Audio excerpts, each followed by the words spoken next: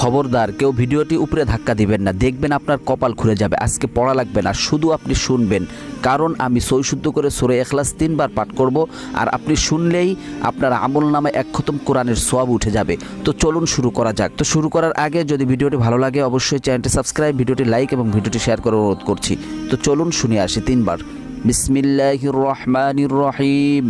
قل هو الله أحد الله الصمد لم يلد ولم يولد ولم يكن له كفوا أحد بسم الله الرحمن الرحيم قل هو الله أحد الله الصمد لم يلد ولم يولد ولم يكن له كفوا أحد بسم الله الرحمن الرحيم قل هو الله أحد الله الصمد لم يلد ولم يولد ولم يكن له كفوا أحد। যারা শুনেছেন তাদের আমলনামায় 1 খতম কোরআনের সওয়াব উঠে গিয়েছে।